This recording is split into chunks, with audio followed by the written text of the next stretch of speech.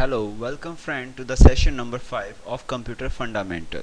In this session we are going to cover these following topics, that is evolution of operating system that contains serial processing, batch processing, multi-programming, and then we are going to learn types of OS operating system that are mainly divided into batch, multi-programming, network operating system, distributed operating system. Security, then principle of cryptography, difference between privacy and security, then security status on PC, and physical security, then software security, then networking security, then password security.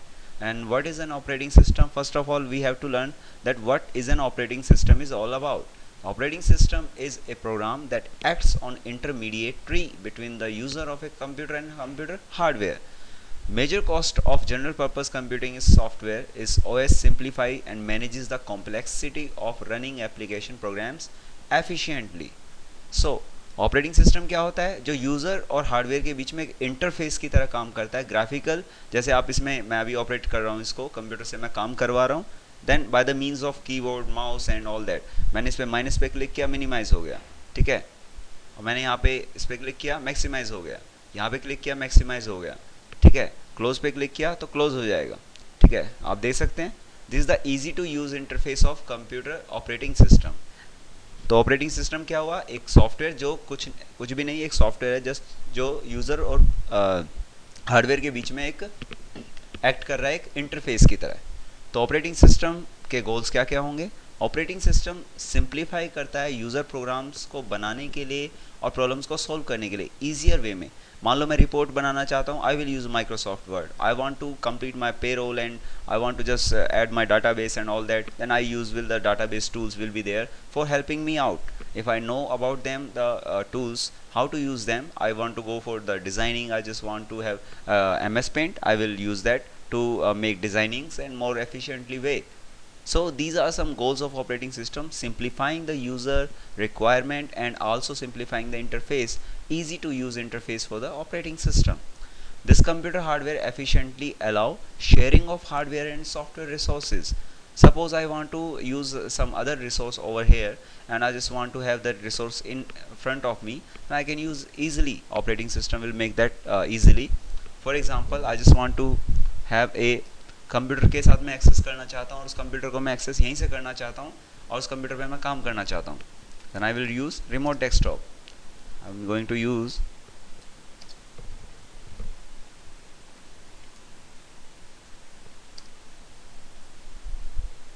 मान लीजिए मैं कोई भी operating system है उसको मैं open करना चाहता हूँ, देन तो मैं यहीं से उसका रिमोट ले सकता हूँ।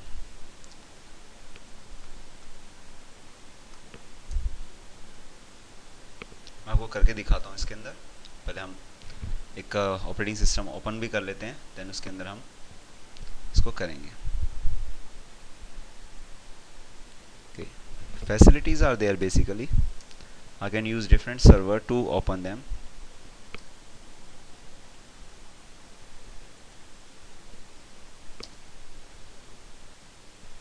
Okay, it is not being connected over here, so no problem at all.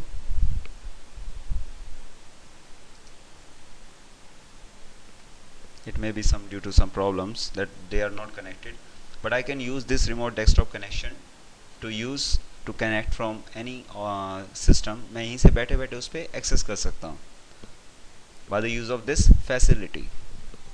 Now going on to the next topic, that is user computer hardware efficiently काम करता है, सॉफ्टवेयर एप्लीकेशंस को पोर्टेबल और वर्सेटाइल बनाता है, आइसोलेशन देता है, security देता है, प्रोटेक्शन देता है, और सबसे खास बात ट्रांसपेरेंसी प्रोवाइड करता है सिस्टम, ताकि यूज़र को हर चीज़ अलग अलग ना दिखाई दे, एक ही फॉर्म में दिखाई दे और वो एफिशिएंटली उसको अच्छी तरह समझ भी सके और उस पर काम भी कर सके। और कुल मिला के सारे सिस्टम की रिलायबिलिटी, उसके भरोसे को ये बनाए रखता है। एरर कन्फाइनमेंट हो गया, फॉल्ट टॉलरेंस हो गया, रिकन्फिग्रेशन हो गया। एरर कन्फाइनमेंट का मतलब क्या हुआ कि कोई एरर आ गया तो उससे मैं रिकवर कैसे करूँगा। फॉल्ट टॉलरेंस, और कोई फॉल्ट आ गया तो उसको मैं कैसे, ये टॉलरेट करेगा भी कि नहीं करेगा। इनपुट जो है ख़राब कर दिए मैंने और जो है इसका आउटपुट जो आ रहा है वो थोड़ा सा सही आना चाहिए, तो ये ऑटोमेटिकली अपने आप कितना करेगा, इंटेलिजेंसी जिसको हम बोलते हैं। अगर हम सिस्टम को एक एब्स्ट्रैक्ट व्यू में देखें, एब्स्ट्रैक्ट का मतलब क्या होता है, जिसको आप डायरेक्टली टच नहीं कर सकते, डायरेक्टली देख नहीं सकते। सो हमारे सामने तो स्क्रीन दिखाई देती है ग्राफिकल, जो हमें अच्छी लगती है पिक्चर की फॉर्म में, और इसके पीछे क्या हो रहा था वो हमें नहीं दिखता, तो हमें ज़रूरत भी नहीं उसको देखने की। That is the abstract view of the system. मैं कह रहा हूँ कि कंप्यूटर हार्डवेयर है जिसमें motherboard and all those things हैं, then operating system Windows XP, Windows 7 कुछ भी हो सकता है, लाइनक्स हो सकता है। विंडोज़ बेसिकली माइक्रोसॉफ्ट की फैमिली ऑफ ऑपरेटिंग सिस्टम है जो प्रोवाइड करता है विंडोज़ फैमिली। अदर रेंडर भी होते हैं जैसे Red Hat, Caldera and Ubuntu, they provide Linux operating system. So this is what we reading all about and working also on the operating system. DOS is also an operating system. Then उसके बाद आता है हमारा system and application program. ये user 1 है, user 2, 3, 4 है, lots of user are there. पहला user जो compiler, then assembler, then text editor, then database system, lots of things I can do with this system. That is the use of operating system in our day to day life, also related to our technical resources, professional resources also there. So operating system के views की बात करें तो हमारे पास आता है resource allocator, control program and kernel. resource allocator क्या होता है? जो resources को allocate करता है, manage करता है, उनको efficiently संभालता है। control program क्या होता है? that controls the execution of the user programs and operation of IO devices, के बीच में कंट्रोल करता है उनको एग्जीक्यूट करने का टाइम, कब क्या ज़्यादा होगा, इस टाइम पे ये एग्जीक्यूट होगा, नहीं होगा, those all things are being control by the control program. Then kernel, kernel क्या होता है? The program that executes for ever, everything else is an application with respect to the kernel. कुछ भी चल रहा है कंप्यूटर के अंदर, that is totally based upon the platform provided by the kernel. ये वो वाला कर्नल नहीं है मिलिट्री वाला, दूसरा कर्नल है।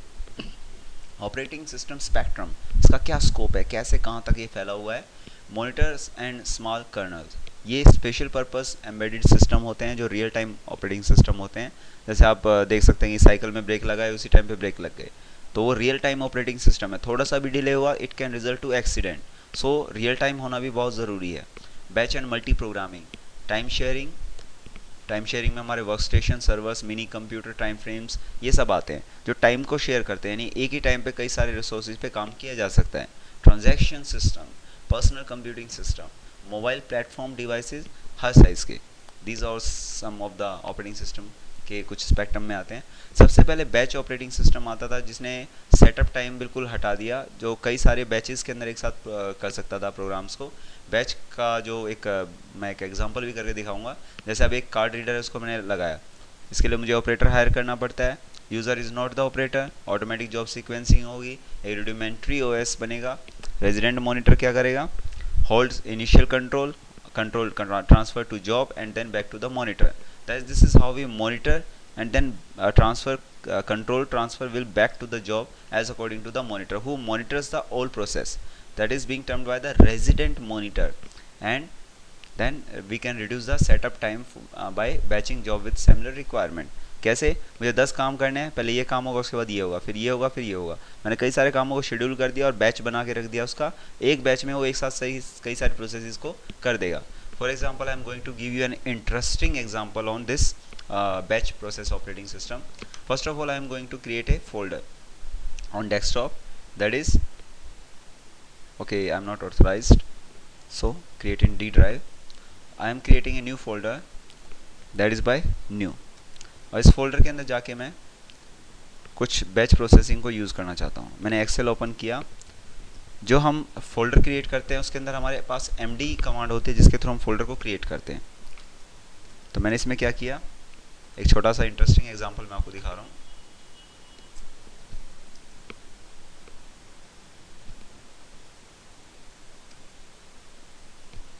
मैंने इसको डाउन फिल किया, कॉपी किया और देन नोटपैड में बना के मैंने इसको पेस्ट कर दिया और मैंने इसे सेव एज कर दिया। कहाँ पर? डी ड्राइव के अंदर, न्यू नाम के फोल्डर के अंदर। मैंने इसको किया make dot bat, that bat is the extension of that this file, और मैंने इसको सेव कर दिया। देन md स्पेस फोल्डर का नाम फोल्डर क्रिएट करता है और जहाँ पे मुझे md मिले वहाँ पर ये क्या कर दे, rd को रिप्लेस कर दे। तो rd क्या करेगा, रिमूव डायरेक्टरी, ये वहीं पे रिमूव कर देगा उन डायरेक्टरीज को जो मैं बनाने जा रहा हूँ। इसको नाम मैंने रख दिया delete dot bat। अब मैंने क्लोज किया। यहाँ पर जैसे मैं make dot bat पे क्लिक करूँगा, it will be execution of batch processes. जैसे डबल क्लिक करूँगा, जितने फोल्डर्स बनाने थे सारे फोल्डर्स बन जाएंगे इसके अंदर। उसी टाइम पे। You can see that the lots of folders are there. जैसे मैं डिलीट पे एंटर करूँगा तो सारे फोल्डर्स डिलीट हो जाएंगे। सो this is how the way it works. वैसे मैंने इसमें किया गया कुछ नहीं किया, md स्पेस फोल्डर का नाम 1 2 3 4, ऐसे मैं हजारों लाखों फोल्डर्स बना सकता हूँ एक साथ। This is the batch. पहले ये एक लाइन को उठाया इसने तो उसमें लिखा, एंटर किया, देन दूसरे को उठाया, दूसरी लाइन को, तीसरी लाइन को, इसने बैच में इस काम को कंप्लीट किया। So this is the way how we works in batch processing operating system. You better got that. Now अगर मैं बात करूं,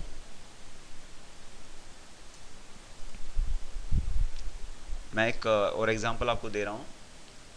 जैसे हम dir करते हैं, सॉरी dir मैंने किया, मान लो एग्जिट किया, सॉरी, तो हम ये दो कमांड मैंने टाइप की, पहले एक कमांड टाइप की, उसके बाद ही दूसरी कमांड को मैं यूज कर पाया।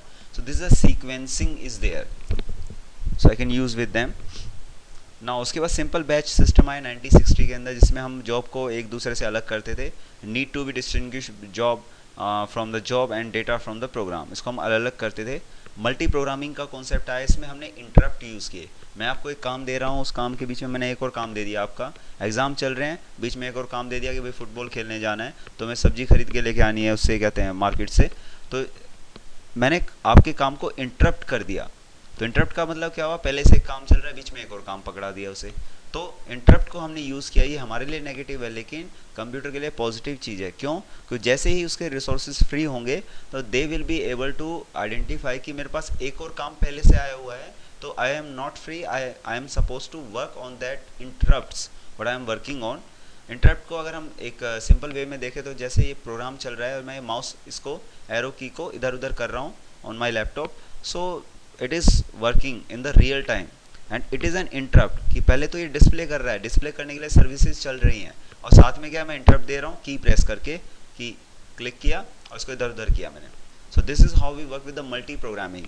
हर एक टास्क को चलाने के लिए एक प्रोग्राम चलेगा और इस प्रोग्राम को हम एग्जीक्यूट करेंगे मेमोरी के अंदर, तो हमें प्रोसेस मिल के आएगी। ये क्या करता है, इसमें पोलिंग टेक्निक यूज़ की जाती है, कई सारे पूल ऑफ प्रोसेस होता है जिसको हम एक साथ डालते हैं और उसी के साथ इसमें हमारे पास काम आता है। अब इतना सारा काम हम एक साथ करेंगे तो ऑब्वियसली बात हमें मैनेजमेंट की ज़रूरत पड़ेगी, लूप की ज़रूरत पड़ेगी। लूप मतलब एक कंटिन्यूस प्रोसेस में उस पर काम करना, और इसी के लिए हमें ज़रूरत पड़ेगी हम CPU को शेड्यूल करें कि कैसी जॉब को वो रन करेगा या किस काम को पहले आगे पीछे कैसे करेगा। So this was the concept of multi programming. Now that comes to the time sharing. Time sharing में क्या होता था, हार्डवेयर को हमने बहुत सस्ता बना दिया और ह्यूमन को दे दिया गेटिंग एक्सपेंसिव इस चीज़ के अंदर। तो प्रोग्राम जो थे हमारे वो एक लाइन में लगे रहते थे फीफो ऑर्डर में। फीफो का मतलब क्या होता है, फर्स्ट इन फर्स्ट आउट, जो पहले आया वो पहले जाएगा। मल्टी प्रोग्रामिंग के अंदर हमारे पास क्या होता था, टाइम तो बहुत ज़्यादा रहता था, इंटरप्ट हम यूज़ करते थे टाइम स्लाइसिस की फॉर्म में, कि इसको ज़्यादा टाइम लगेगा तो ये पहले काम करेगा, इसको बिल्कुल कम टाइम लगेगा तो इसको सबसे लास्ट में काम करवाएंगे। तो this was the scheduling of the job, कि मैं किस तरीके से किसको एग्जीक्यूट करवाऊंगा।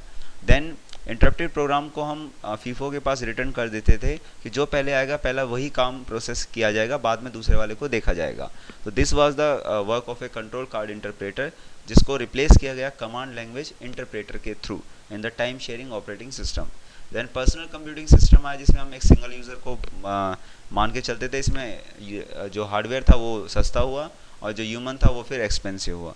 सो इसके अंदर क्या हुआ, ये सिंगल यूज़र सिस्टम था, पोर्टेबल था, और इसमें हम कीबोर्ड माउस डिवाइसेस को यूज़ करते थे, प्रिंटर्स को भी, laptop, palm top, smart card, wireless devices, these all are the example of personal computing system. इसमें सिंगल यूज़र सिस्टम, ज़रूरी नहीं कि हम सिंगल यूज़र की बात करें, मल्टी यूज़र की भी बात कर रहे हैं, मतलब किसी के दूसरे के टास्क को छेड़े बिना या बिना उसको डिस्टर्ब किए मैं दूसरा पर्सन भी काम कर सकता है। तो this is all for the advantages में अगर हम देखें तो यूज़र कन्वीनियंस, रेस्पॉन्सिवनेस एंड ब्यूटिक्यूस होता था ये। पैरेलल सिस्टम की बात करें तो उसमें हमारे पास जितने भी रिसोर्सेज हैं सारे पैरेलली काम करेंगे, एक साथ काम करेंगे, एक मॉड्यूल के ऊपर, कई सारे मॉड्यूल्स के ऊपर, जो कि एक प्रोग्राम के भी हो सकते हैं और अलग अलग प्रोग्राम्स भी हो सकते हैं। इसमें दो टाइप से होंगे, वेक्टर और पाइपलाइन। इससे क्या होगा, हमारे पास काम जब एक साथ सारा होगा तो हमारे पास जो है इसकी एफिशिएंसी भी बढ़ेगी। वेक्टर और पाइपलाइन की अगर हम बात करें, सिमेट्रिक और एसिमेट्रिक की बात करें, और डिस्ट्रीब्यूटेड या शेयरिंग की बात करें, तो इसके अंदर हमारे पास ये डिफरेंट टाइप ऑफ इसके आ जाते हैं, पार्ट्स आ जाते हैं।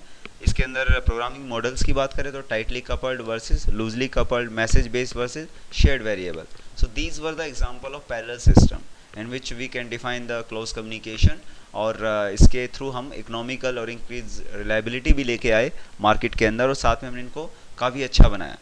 ना पैरेलल कंप्यूटिंग सिस्टम के अगर हम एग्जांपल देखें, इलियाक यूलिनोस जो था, देन इसके बाद कनेक्शन मशीन थी, then climate modeling, earthquake simulation, genome analysis, protein folding and nuclear fusion research, इन सब में इनको यूज़ किया. टाइने ही चाइना का है जैसे, ये IBM ब्लू जीन ये है जैसे, और ये के कंप्यूटर जापान.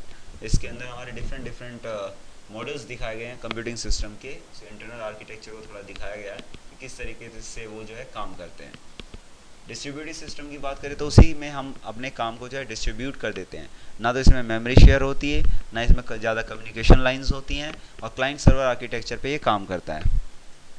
डिस्ट्रीब्यूटेड सिस्टम की बात करें, हार्डवेयर इसमें फिर वही बहुत सस्ता था, और ह्यूमन जो है बहुत ज़्यादा महंगा पड़ता चला गया, क्योंकि कंप्यूटर चलाना किसको था, human, Atlas for the human, और उसको नॉलेज होनी ज़रूरी. तो resource sharing, computing speed up, reliability, these were the all the factors affecting the distributed system. इसकी एप्लीकेशन की बात करें तो digital libraries, digital multimedia were the example of distributed computing system. Distributed computing system का हम example देख चुके हैं, और आज के बारे में बात करें तो cloud computing offerings are the best example of distributed computing system. I am working here, that is planet lab. यहाँ इस एरिया में जो रेड कलर्स आपको दिख रहे हैं, रेड कलर के dots, these are the different regions जहाँ पर डिस्ट्रीब्यूटेड कंप्यूटिंग सिस्टम को सपोर्ट किया जा रहा है. This is cloud computing system. इस एक के 10 पार्ट हैं, दो के 3, 5 के 50 जैसे होते हैं. इस तरीके से क्लाउड कंप्यूटिंग है. Sun microsystem, Elastra, IBM, Google, AMAC, and this lots of company, Intel, and there are lots of companies though who are supporting these cloud computing offerings. And this is Nutella P2P network, and this is a Planet Lab. Real time system की बात करें तो हमें उसमें input जैसे होता है उसके साथ कॉरस्पॉन्डिंग आउटपुट मिलता है, और कोई प्रॉब्लम आती है तो उसी टाइम पे उसको रिपोर्ट कर दी जाती है. तो these are all are the real time operating system. इसमें हमारे पास कुछ अगर हम बात करें टाइमलीनेस की ऊपर ये डिपेंड करता है. प्रॉपर इसका फंक्शन जो होता है फीडबैक कंट्रोल लूप के ऊपर काम करता है. ये सेंसर और एक्चुएटर्स होते हैं. और देन ये हार्ड रियल टाइम सिस्टम की बात करें तो इसमें failure if response time is too late. Secondary storage is limited. Soft real time system की बात करें, दो कैटेगरी थी हमारे पास, hard real time system, soft real time system. Hard real time system में फेलियर अगर आता है, रिस्पॉन्स टाइम अगर बहुत ज़्यादा लेट है, और सेकेंडरी स्टोरेज जो है लिमिटेड होती है. सॉफ्ट रियल टाइम सिस्टम की बात करें तो इसमें लेस एक्यूरेट होते हैं, but response time is too long, बहुत लंबा टाइम होता है, और useful in application such as multimedia and virtual reality. Network operating system की बात करें तो computers are connected by the means of network. As you can see, there are lots of networking devices we can use, printer, scanner and computer. Network security की बात करें तो इसमें confidently privacy, sender और रिसीवर दोनों को ही बस पता होना चाहिए, उसके अलावा और कोई भी उसको यूज़ ना करे. That is done by the encrypting the messages. Encrypt करने का मतलब क्या है, बहुत पहले से इसको टेक्नोलॉजी को यूज़ किया गया था, और इसके अंदर हम जो भी मैसेज भेजते थे इधर से उधर, सेंडर टू रिसीवर, उसको किसी दूसरी लैंग्वेज में कन्वर्ट किया जाता था, जैसे कि ताकि वो दूसरे को उसको समझ में आए जिसको उसकी नॉलेज है, बाकी किसी को समझ में ना आए. टेक्निकली बात करें तो कुछ प्रोग्राम्स को यूज़ किया जाता है, उसको कन्वर्ट करने के लिए इनक्रिप्ट किया जाता है पहले, जो सेंडर उसको इनक्रिप्ट करता है, देन डीक्रिप्ट करके उस मैसेज को पढ़ा जाता है. जैसे ऑथेंटिकेशन एंड ऑथराइजेशन इसमें होती है, जब तक कि हमारे पास आइडेंटिटी एक दूसरे की कंफर्म नहीं हो जाती तब तक ये डेटा हम देख नहीं सकते. मैसेज इंटीग्रिटी की बात करें तो सेंडर और रिसीवर को जो है इंश्योर करना पड़ता है कि मैसेज के अंदर कोई चेंजेस हुए हैं या नहीं हुए हैं, उसको ट्रांसमिट करने से पहले या उसके बाद में, without detection. Access and availability की बात करें तो services must be accessible and available to the user. Friends and enemies, Alice, Bob, Trudy, 3 person है. इसके अंदर बीच में कोई आया, जैसे देख सकते हैं अब ये राक्षस टाइप का आ गई सॉरी, और हो सकता है ये राक्षस बन चुकी है. तो ये जो चैनल ट्रांसमिट हो रहा है, सिक्योर सेंडर सिक्योर रिसीवर, इसके बीच में आगे चैनल डाटा कंट्रोल मैसेजेस को ये उठा के देख सकती है. Alice and Bob are the 2 good person, but Trudy is someone who is going to hack the data. So Trudy may intercept, delete and add messages and can misuse the information. So this is the way of hacking the data. So moving on to the next topic, that is who might be Bob and Elias may be. कोई भी हो सकता है, real life में bobs and एलाइसिस होते हैं, web browser जब अगर सर्वर की हम बात करें तो उसमें इलेक्ट्रॉनिक ट्रांजैक्शन होते हैं, ऑनलाइन परचेजिंग होती है, ऑनलाइन बैंकिंग होती है। कहाँ कहाँ पे नहीं हो सकता, हर जगह हो सकता है। डीएनएस सर्वर होते हैं, राउटर्स होते हैं। अदर एग्जांपल अगर हम उठाना चाहें तो lots of numerous example are there to explain this thing. Language of cryptography की बात करें, मान लो मैंने के भेजा इसको, ए इसने उसको रिप्लेस करके भेज दिया।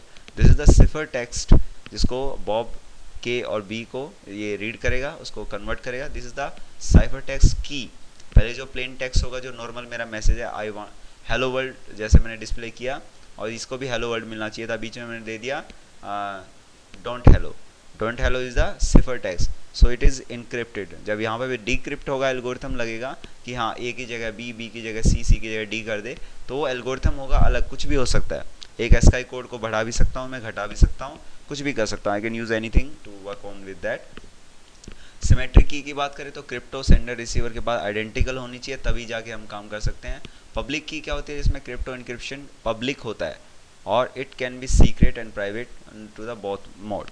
सिमेट्रिक की क्रिप्टोग्राफी की बात करें तो इसमें सब्सटीट्यूशन साइफर होता है, जिसके अंदर हम क्या होता है, एक को हम दूसरे से सब्सटीट्यूट कर देते हैं। इसमें मोनो अल्फ़ाबेटिक सिफर भी हो सकता है, इसके अंदर हम एक लेटर को दूसरे से रिप्लेस कर देते हैं। अब जैसे A B C D up to Z है, इसके अंदर हम इसको सिफर टेक्स्ट में क्या कर दिया, एम एन बी वी करके रिप्लेस कर दिया। अब जैसे ये प्लेन टेक्स्ट है, Bob I love you alias, cipher text में क्या आ गया, एन के एन एस जी के सी वाई करके दुनिया भर का, और ये इसने कन्वर्ट कर दिया। This is the way of converting the plain text in the cipher text. So I can use the symmetric key cryptography to use it. Key is only known to the Bob and Alice, and third person will not be able to use this. The second one is the symmetric key cryptography, DES, data encryption standard. सबसे पहले NIST के अंदर 1993 के अंदर इसको introduce किया गया था। It was a 56 bit symmetric की, 64 बिट प्लेन टेक्स्ट इनपुट। कैसे सिक्योर था, इसके अंदर 56 बिट की इनक्रिप्टेड फ्रेज को हम यूज़ करते थे, और strong cryptography makes the world A safer place. Decrypted brute force algorithm in 4 months, no known backdoor decryption approach. Brute force का मतलब क्या होता है, हिट एंड ट्रायल मेथड। इस कम्बिनेशन में ए टू जेड अगर मैं रिप्लेस करता हूँ कुछ भी, जैसे हमने देखा अभी मैसेज को हमने रिप्लेस किया यहाँ पर, तो मैं यहाँ पे हर एक अल्फ़ाबेट पे ए टू जेड अगर हिट ट्रायल मारूँ, तो हर एक पे जहाँ पे मुझे मैच मिलेगा वहाँ पे ये एग्जैक्टली ट्रू रिटर्न कर दे, और ऐसे मैं इसको फाइंड आउट कर सकता हूँ, applying the possible combination to get the data in between them. Symmetric key cryptography की बात करें डीएस, तो इसमें क्या होता है हमारे पास, इट इज़ मोर सिक्योर, क्योंकि इसके अंदर 3 की यूज़ की जाती हैं, 3DS on each message actually. की 1 E is the key 1 and D is the key 2 and E is the key 1 message. So effectively ये 112 बिट की है, तो ऑब्वियसली बात है थोड़ा सा मुश्किल है इसको करना। XOR plane text block with the preceding cipher text और द प्लेन टेक्स्ट ब्लॉक। इसके अंदर हम सिफर ब्लॉक चेनिंग को यूज़ करते हैं, that is exclusive ORing the plain text block with the preceding cipher text और the plain text block. Public key cryptography में क्या होता है, हमारे पास प्लेन टेक्स्ट मैसेज जो भी होता है उसको साइफर टेक्स्ट में कन्वर्ट किया जाता है। देन उसके अंदर बॉब की पब्लिक की होगी, बॉब की प्राइवेट की होगी, इन दोनों को पता होना चाहिए, तभी जाके प्लेन टेक्स्ट मैसेज इस पे पहुंचेगा। बीच में कोई है ही नहीं जो उसको चेंज कर सके। कंप्यूटर क्राइम और सिक्योरिटी प्राइवेसी की बात करें तो इसमें डाटा कम्युनिकेशन कैपेबिलिटीज़, अलग अलग चैलेंजेस आज की टाइम पे अगर हम चाहें तो क्या क्या हमारे पास आते हैं, नॉट चाहेंगे, हमारे पास जो आते हैं इस टाइम पे वो क्या क्या हो सकते हैं। हमें डाटा को सिक्योर करना ज़रूरी है, डिस्ट्रक्शन, एक्सीडेंटल डैमेजेस, थेफ्ट, स्पाइनेज हो सकता है। डाटा को प्राइवेट करना चाहते हैं तो salaries, medical information, social security number, bank balance, पैसे निकालने की तो बहुत बड़ी दिक्कत हो सकती है। तो these are the some computer crime and security जो डन की जा सकती है। सिक्योरिटी की बात करें तो natural disaster, fire, accident, vandalism, ये सब चीज़ें आती हैं। Safe guard design to protect a computer system. तो सिक्योरिटी हम क्या कर सकते हैं, इन चीज़ों से बचा सकते हैं, hacker, industrial espionage and all that. तो सिक्योरिटी आइडेंटिफिकेशन एक्सेस क्या कहता है कि ऑथराइज पर्सन ही इंडिविजुअल है जो एक्सेस करेगा, और उसके अंदर उसके पास क्या है, क्या वो जानता है, क्या वो करता है, क्या वो है, और उसी के बेस पर वो उसको हम दिया जाएगा। सिक्योरिटी आइडेंटिफिकेशन और एक्सेस की बात करें तो हमारे पास क्या है, हमारे पास की, बैज या token, plastic card, active badge हमारे पास होता है आइडेंटिफिकेशन के लिए। आई कार्ड होता है अगर हम कॉलेजेस की बात करें, इंटरनेट कंप्यूटर पे बात करें तो हमारे पास पासवर्ड, आइडेंटिफिकेशन नंबर और कोई कम्बिनेशन होता है। फेसबुक और इन सब की भी बात करें तो उसमें आपके पास सिक्योरिटी क्वेश्चन होते हैं जिसके बेसिस पर हम उसको लॉग इन करते हैं। अगर आपके पास पासवर्ड भूल गए हैं तो आपके पास आइडेंटिफिकेशन किसके थ्रू किया जाता है, then it is done by the some other process in other. तो सिग्नेचर वेरीफाई किया जाता है। सॉफ्टवेयर वेरीफाई कैसे करता है, स्कैन करता है ऑनलाइन सिग्नेचर को, तभी चेक करता है। व्हाट यू आर, सबसे पहले बायोमेट्रिक थंब इम्प्रेशन होता है, जैसे हम थंब लगाते हैं उसको चेक करता है, फिंगरप्रिंट होगा या फिर खाली मैं जो बोल रहा हूँ बोलने की आवाज़ से हो सकता है, या आइज़ का रेटिना हो सकता है, या एंटायर पूरे फेस को मैं रिकॉग्नाइज करके चेक कर सकता हूँ। So there are lots of, आपने मूवीज़ में भी देखा होगा, बहुत सारी है। शक्ल दिखाई, खुल गया दरवाज़ा, आँख दिखाई, दरवाज़ा खुल गया। किसका? जो भी सीआईडी है उनका होता है, एफबीआई का। तो इस तरीके से हम कुछ इंटरनेट एक्सेस के लिए अगर बात करें तो हमारे पास, पर प्रॉब्लम कहाँ आती है कि इसको हम कंट्रोल कैसे करेंगे। ठीक है, कंट्रोल करने के लिए किसी ने इसमें कुछ चेंजेस किया तो ट्रांजैक्शन लॉग बन गया, उसका एक फाइल बन के आ गई कि हाँ इस पर्सन ने इस टाइम पे ये एक्सेस किया था, जो कि एक्सेस करने के लिए नहीं था।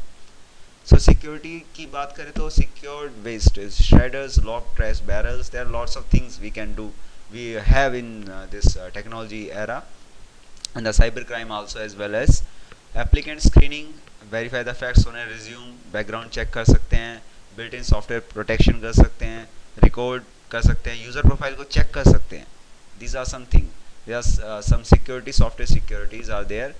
सॉफ्टवेयर सिक्योरिटी में क्या हो सकता है, कंपनी अगर प्रोग्रामर है वो कंपनी का बैच होगा, उसके पास कॉन्ट्रैक्ट पे काम करेगा, एग्रीमेंट होगा कि ठीक है प्रोग्रामर है वो एम्प्लॉय नहीं है हमारा, सॉफ्टवेयर को कॉपीराइट रखा जाएगा, पेटेंट होते हैं। तो इस सिक्योरिटी के लिए हम दो तरीके की चीज़ यूज़ कर सकते हैं, फायरवॉल और इंक्रिप्शन। फायरवॉल में क्या होता है, डेडिकेटेड कंप्यूटर होता है that governs interaction between the internet network and the internet. Internal network होता है और बाहर का जो इंटरनेट होता है उसके बीच में फायरवॉल काम करता है। कोई भी सस्पिशियस एक्टिविटी आप देख सकते हैं, ये फायरवॉल है, ये इंटरनेट है, ये नेटवर्क सर्वर है।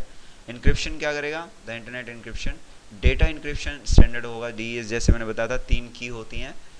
पर्सनल कंप्यूटर की बात करें तो इसमें फिजिकल सिक्योरिटी की ज़रूरत पड़ती है, जैसे मान लो मैंने केबल हटा दी, लगा दी, बीच में से बायोस का जंपर निकाल दिया, पासवर्ड जो मैंने उसका हैक करने के लिए क्या है, इंटरनल हार्डवेयर में मैंने जो है कुछ प्रॉब्लम कर दी, बैकअप फाइल को मैंने वो करना पड़ गया। तो इसके लिए हम खुद भी ट्रैकिंग कर सकते हैं, फिजिकल सिक्योरिटी लगा सकते हैं, लॉक या केबल लगा के, उसको कहते हैं सर्च प्रोटेक्टर को यूज़ कर सकते हैं। ठीक है, बैकअप फाइल बना के हम काम कर सकते हैं, सिस्टमेटिकली अगर हम काम करें तो पासवर्ड को हर बार चेंज करें, तो these are some disaster recovery, तो हम कर सकते हैं। और कुछ प्रॉब्लम आ सकती है, हमारे पास हार्डवेयर जो है ख़राब हो सकता है, सॉफ्टवेयर ख़राब हो सकता है, तो इसमें हमें हमेशा बैकअप बना के चलना होता है, तो इसको हम रिप्लेस कर भी सकते हैं करना चाहें तो। अब मैं चाहता हूँ इतना सारा करने के बाद कि आप सिक्योरिटी क्या चीज़ होती है, ऑपरेटिंग सिस्टम क्या होता है, क्या क्या इसके यूजेस हैं, आप इसको बताइए और डिस्कस कीजिए इसके बारे में अपने दोस्तों से। Thank you very much for joining this nice session, thank you very much, see you in the next class.